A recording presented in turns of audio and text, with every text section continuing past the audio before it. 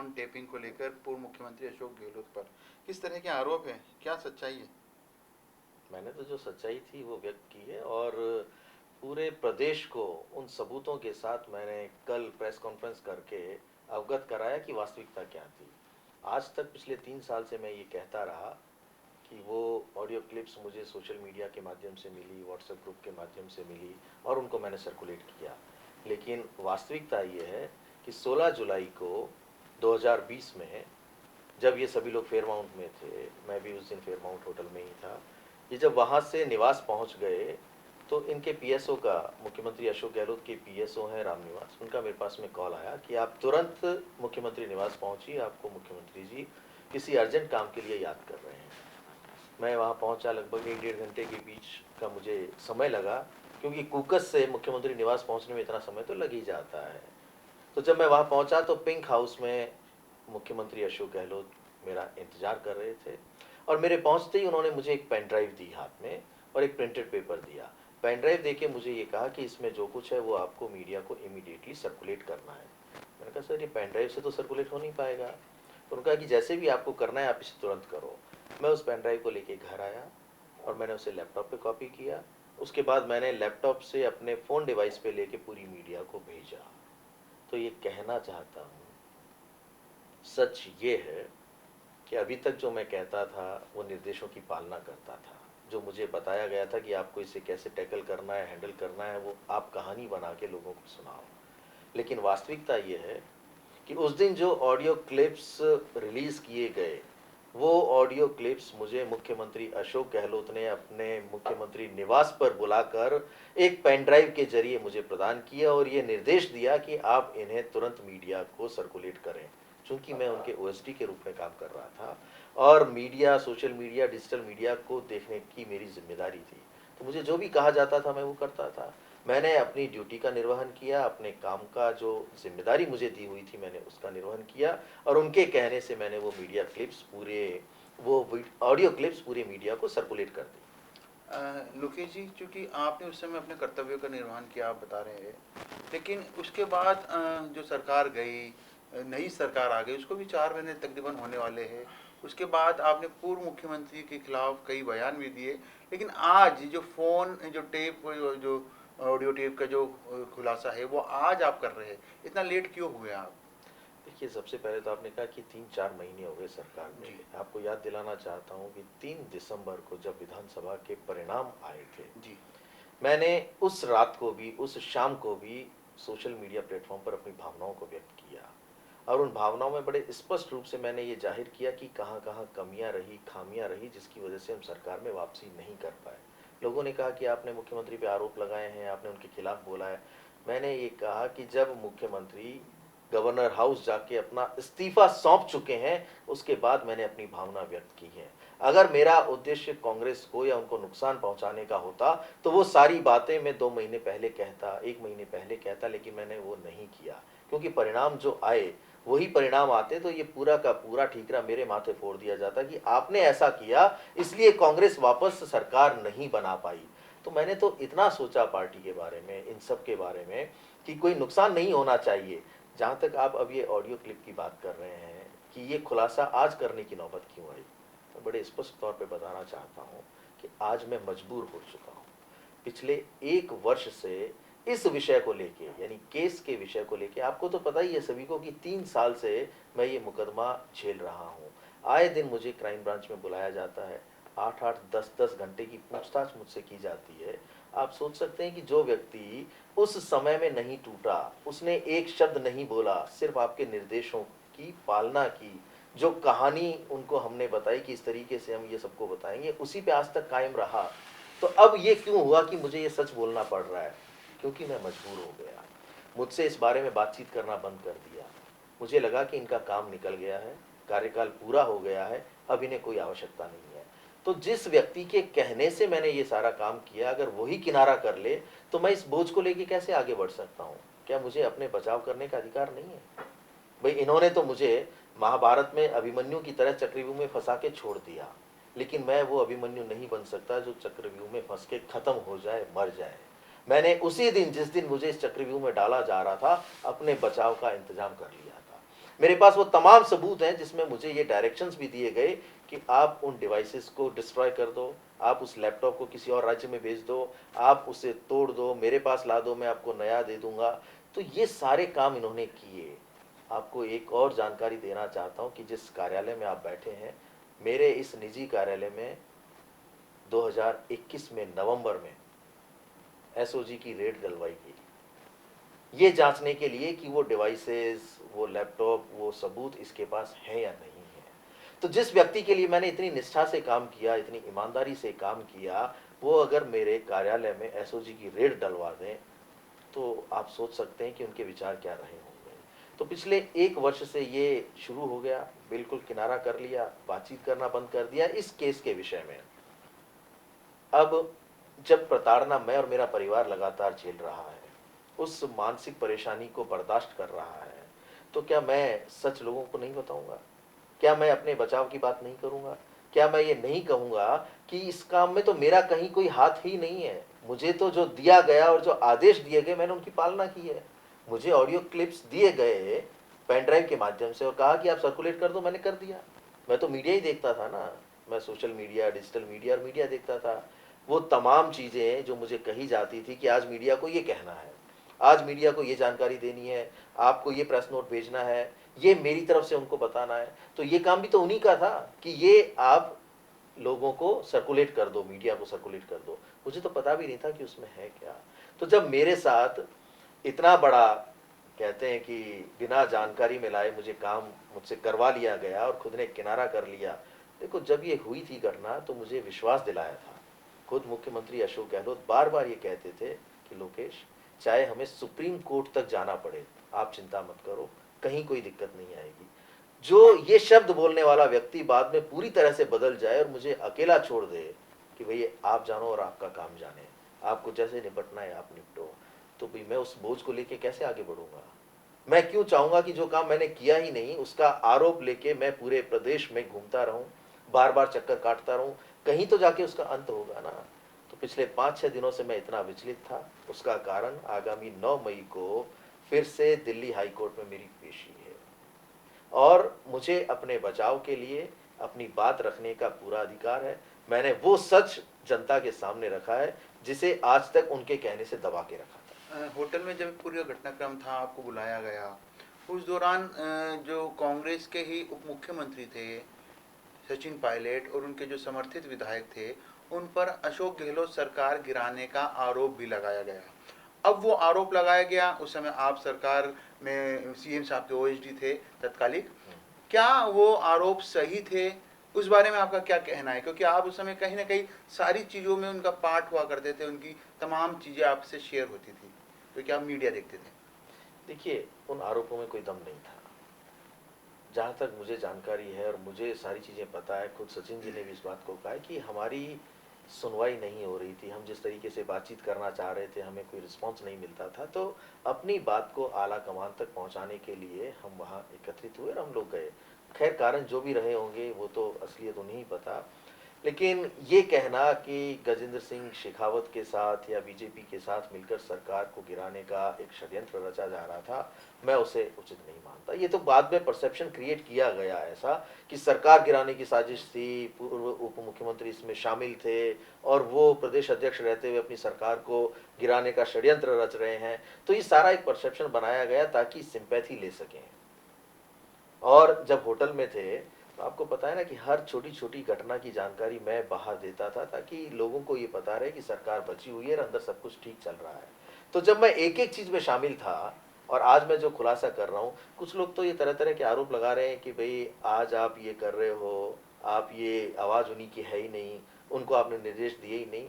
तो कोई मुझसे आके बात करे, एक एक सबूत मेरे पास में है जो मेरा बचाव करेगा और ये साबित करेगा कि उनके कहने पे मैंने सब कुछ किया। सारा कृत्य उनका किया हुआ है, सारा षड्यंत्र उनका रचा हुआ है। मैं तो सिर्फ उनके आदेशों की पालना करने वाला व्यक्ति था, जो हर कोई करता है। आज आपके बॉस आपको कोई डायरेक्शन देंगे तो आप उसे फॉलो ही करोगे ना। तो मैंने भी अपने कर्तव्य का, अपनी ड्यूटी का, अपनी जिम्मेदारी का निर्वहन किया। लोकेश जी, इसका मतलब ये मान लिया जाए कि सचिन पायलट पे जो तमाम आरोप उस समय तत्कालिक मुख्यमंत्री ने लगाए थे या उनके सहयोगियों ने लगाए थे, वो पूरी तरह से निराधार थे। वापस क्यों लिए? हमारे मुख्यमंत्री ने और जितने तरह के आरोप लगाए थे, चाहे आप देखो ना, राजद्रोह तक का केस लगा दिया था। तो जब वो उनमें कोई सच्चाई थी तो सबको वापस लेने की क्या जरूरत पड़ी भाई? आप चलते रहने देते ना। आप उन सबको जिन्होंने आपका साथ दिया था उनको लेके आगे बढ़ते रहते। क्यों आपने उनको पार्टी में वापस लेने दिया? आप अड़ जाते कि भाई मैं मुख्यमंत्री पद छोड़ दूंगा, ये सरकार भली गिरती है तो गिर जाए, लेकिन गलत को मैं नहीं आने दूंगा क्योंकि इसने मेरी सरकार गिराने की साजिश रची थी। तो जब आपके पास किसी तरीके का कोई ऐसा तथ्य नहीं था, ऐसा आधार नहीं था, तो आप तो सिर्फ तथ्यहीन आरोप ही तो लगा रहे थे। भाई मेरी इस बात का जवाब दें कि आपने सारे उनके ऊपर जितने भी केस दर्ज किए थे वो वापस क्यों लिए? क्यों उनको वापस पार्टी में आने दिया? और वो पार्टी में आके आज पूरे प्रदेश में, पूरे देश में अलग अलग जगह लोकसभा के लिए कैंपेन कर रहे हैं अपना। तो सच्चाई तो आपके अंदर नहीं थी ना। आपने सिर्फ ये भ्रम उत्पन्न करवाया कि यहाँ इस तरीके की साजिश हमारी सरकार को गिराने की सचिन पूर्व उप पायलट। मुख्यमंत्री सचिन पायलट और बीजेपी और गजेंद्र सिंह शेखावत, ये सब मिलके ऐसी रचना और व्यूह रचना को कर रहे हैं। आपको लग रहा था उस समय दबाव था कि सचिन पायलट को मुख्यमंत्री बनाया जाए और वो दबाव कामयाब हो सकता था, इसलिए ऐसा किया गया? आपको 25 सितंबर की घटना तो याद होगी कि जब इन्होंने इतना समय निकाल दिया जैसे तैसे करके, तो उस 25 सितंबर वाले दिन शाम को मुख्यमंत्री निवास पर विधायक दल की बैठक होनी थी। उसमें एजेंडा क्या था मुझे नहीं पता। उसमें आला कमान के दूत के रूप में माननीय खड़गे जी और अजय माकन जी यहाँ पहुंचे और शाम को यहाँ मुख्यमंत्री निवास पर विधायक दल की बैठक होने की तैयारी थी। मैं वहीं था, मुख्यमंत्री निवास पर ही मैं था। दोपहर को जैसलमेर चले गए और आपको जानकारी देना चाहता हूँ कि जैसलमेर से ही मुझे फ़ोन किया और ये कहा कि मीडिया में ये खबरें चलवाओ कि सारे जो विधायक थे वो मीटिंग करने मुख्यमंत्री निवास पर नहीं आए, वो पहुंच गए शांति धारीवाल जी के यहाँ। और शांति धारीवाल जी के यहाँ से बस में बैठकर गए सीपी जोशी जी के यहाँ और उन्होंने अपने अपने इस्तीफे सौंपे। बाद में पता लगा, कई लोगों ने ये कहा कि हमारे तो साइन भी नहीं है, हमने स्वेच्छा से अपने इस्तीफे भी नहीं दिए, ज़बरदस्ती उनसे इस्तीफे ले लिए। उस पूरे प्रकरण को प्रायोजित किया गया क्योंकि मुझे लगता है कि उस दिन एजेंडा ये क्लियर हो गया था कि आला कमान ने जो मंशा जाहिर की थी, या हो सकता है कि उस दिन मुख्यमंत्री का नाम ही घोषित होना था उस विधायक दल की बैठक में, पर वो विधायक दल की बैठक ही नहीं होने दी। उस आला कमान को धोखा दिया गया जो आला कमान उन्हें राष्ट्रीय अध्यक्ष बनाने के लिए तैयार थे। इन्हें मुख्यमंत्री पद इतना प्यारा था कि उस पद को पाने के लिए इन्होंने वो सारा षड्यंत्र उस 25 सितंबर को रचा और वो विधायक दल की बैठक नहीं होने दी। तो ये सारा का सारा जो खेल था, ये किसी न किसी रूप में उन्हें आगे बढ़ने से या उन्हें रोकने के लिए ही तो किया गया था। पूरे 5 वर्ष इसी में निकाल दिए कि कैसे वो अपनी कुर्सी पे बने रहें, कैसे उससे चिपके रहें, चाहे उसके लिए किसी को किसी तरह की छूट देनी पड़े। सभी विधायकों और मंत्रियों को खुली छूट दे रखी थी कि आपको जो करना है, जैसे करना है करो, लेकिन मेरी कुर्सी बची रहनी चाहिए। तो ये स्वच्छ राजनीति का हिस्सा तो नहीं हो सकता। आपको पार्टी ने 3 बार प्रदेश का मुख्यमंत्री बनाया, क्या एक भी बार आपने पार्टी को वापस कुछ दिया? 3 बार मुख्यमंत्री बनाने के बावजूद आप एक भी बार सरकार वापसी करवाने में सक्षम नहीं हो पाए। आप बड़े गर्व से ये कहते हो कि पार्टी ने मुझे 5 बार ये बना दिया, 3 बार मुख्यमंत्री बना दिया, मैं जनरल सेक्रेटरी रह लिया, मैं केंद्रीय मंत्री रह लिया। अरे भाई, पार्टी ने इतना दिया, आपने पार्टी को वापस क्या लौटाया? इन विधानसभा चुनावों में भी आपकी हठ धर्मिता से और आपकी मनमानी की वजह से सरकार वापसी नहीं कर पाई, क्योंकि तमाम तरह के जो सर्वेस थे, तमाम एजेंसियों ने जो जानकारियां दी थी, वो ये कहा था कि इन व्यक्तिगत लोगों के खिलाफ नाराजगी है, सरकार के या मुख्यमंत्री के खिलाफ जनता में नाराजगी नहीं है।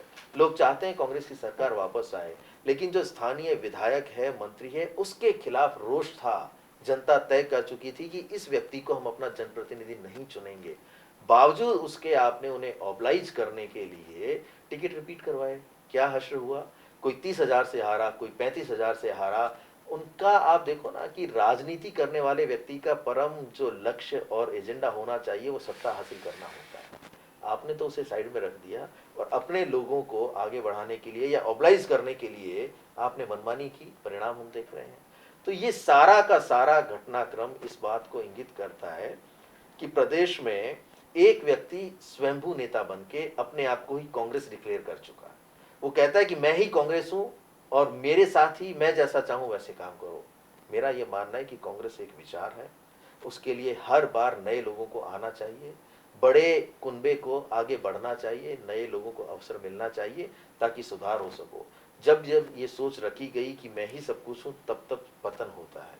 और वही स्थितियाँ हुई कि आज हमारी कांग्रेस की इस हालत में आ गई है कि हमें कई जगह गठबंधन करके चुनाव लड़ना पड़ा। ओके जी, तो मेरा ये सारी की सारी चीज़ें इस प्रदेश में कांग्रेस को ख़त्म करने का और कमज़ोर करने का अगर काम किसी व्यक्ति ने किया है तो वह है अशोक गहलोत। मेरा लास्ट सवाल था, क्योंकि आपने खुलासा करा है सार्वजनिक रूप से, ये बात कही है कि जो क्राइम ब्रांच आपसे पूछताछ कर रही थी ऑडियो टेप के मामले में जो कि वायरल किया गया था, उसमें आपने वही तथ्य बताते आए अब तक जो कि आपको बताया गया था, ऐसा करने के लिए निर्देश दिए गए थे। लेकिन अब आपने सच्चाई बता दी कि अशोक गहलोत जी के कहने पर उनके द्वारा दी गई ऑडियो क्लिप ही आपने वायरल की।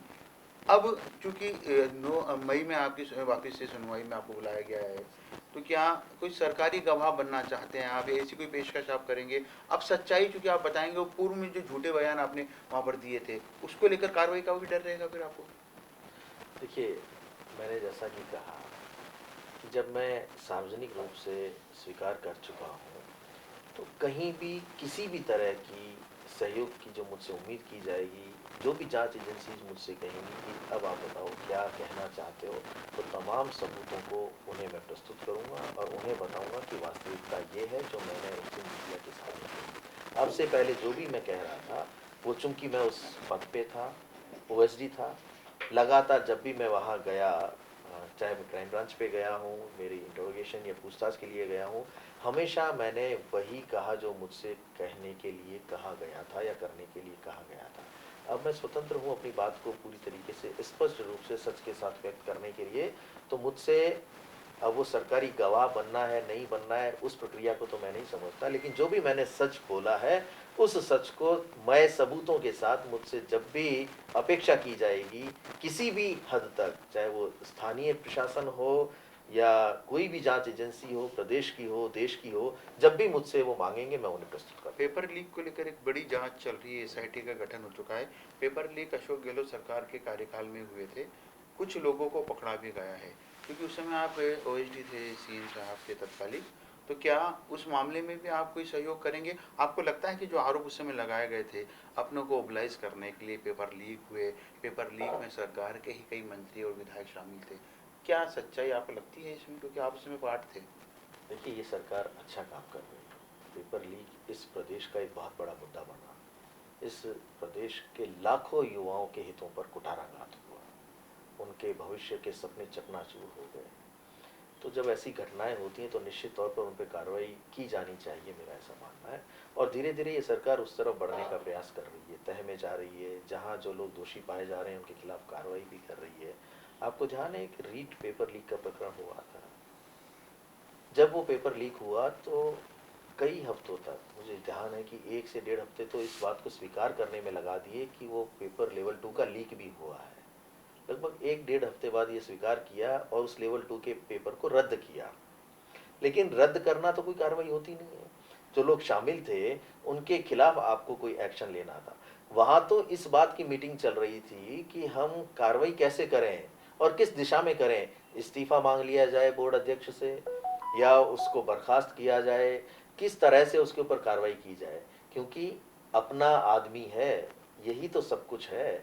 उसे कैसे हम फंसा सकते हैं, उसके ऊपर कैसे आरोप लगने दे सकते हैं।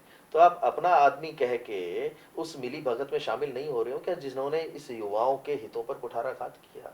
आपने बचा के ये सीधे तौर पर संदेश देने का प्रयास किया कि हम सब एक हैं, हम सब मिले हुए हैं, हमें पता था, हमारी नाक के नीचे सारा काम हुआ है, लेकिन हम सजा नहीं देंगे, कार्रवाई नहीं करेंगे, क्योंकि हमारे लिए अपना आदमी होना ज़्यादा बड़ा मायने रखता है बजाय इस प्रदेश के युवाओं के हितों को ध्यान में रखना।